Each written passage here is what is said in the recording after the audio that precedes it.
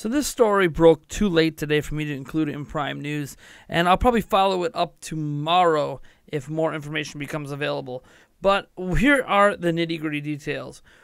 Ryujinx is an emulator for Nintendo Switch. It is one of the few existing emulators for Nintendo Switch.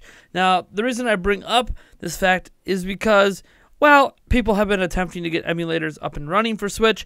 None of them have really been able to make any progress in, well, making games even bootable at this point. Until now.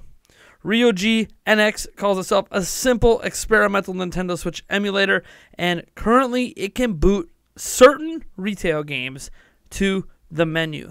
This is basically step one of reaching emulation. And this is obviously emulation locally on your PC. This is huge news in the world of emulation. This is huge news in the world of hacking. This is huge news, period, for anyone who's looking to play retail copies of games, well, on their PC. Now, the two examples they do give is Cave Story and Puyo Puyo Tetris, kind of proving that an indie title and then, you know, a little bit bigger title is able to at least get to the menu. The games are not playable. They're far away from a playable state. Typically, when you see this, we're still probably 2, 3, maybe even 4 years away from Nintendo Switch games being in some sort of playable state on these emulators, and this one in particular, but it's there. It's happening. To give you a little background on the emulator itself, it is apparently created by GDK Chan and written in C#. And the reason people that aren't even interested necessarily in playing games through emulation want to see what happens with this entire scene is because you can take games like Mario Odyssey and put it in 4K at 60 FPS. And while, no, most of us don't have the computers to handle that kind of thing through emulation, it's still fun to look at the videos of it happening. I mean, I've seen Breath of the Wild at 4K and 30 FPS. Heck, I've seen multiplayer Breath of the Wild. No, I have not actually done any of it myself. I have zero interest in emulating and downloading ROMs. But I got to admit, it's kind of cool. When you see the modifications and all that, the memes out there and, Shrek being added to Breath of the Wild, all of that's done through emulation and editing of ROM files and modifications, and that's what's really interesting about these games becoming playable eventually on PC, is that all of the Switch games we know and love can get custom modded to do lots and lots of different cool things for us to at least look at if we're not going to actually enjoy it ourselves. I mean, Mario Odyssey in 4K itself would just be gorgeous to watch, but it is what it is. Again, for anyone who's worried that this is going to open up the platform, I mean, yeah, it is eventually.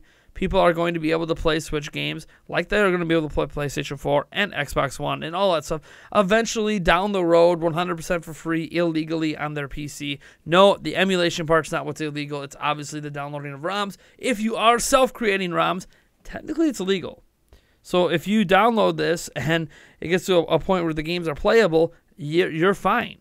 You are allowed to create your own ROMs, and emulating them as long as you created your own ROM is perfectly fine. So again, this does fall in that kind of that gray area of gaming, right? Where I am actually against this in general because a lot of people are going to do it illegally, but there are legal methods in order to enjoy ROMs, and I'm perfectly okay if that's the route people are going.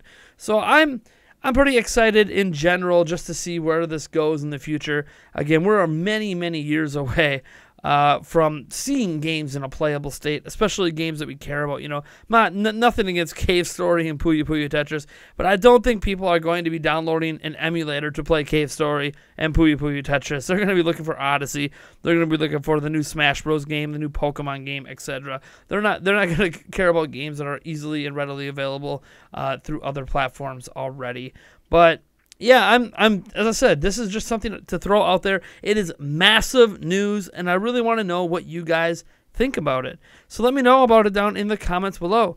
Anyways, folks, this was just a quick and dirty update, a kind of a little bonus video after today's Prime News.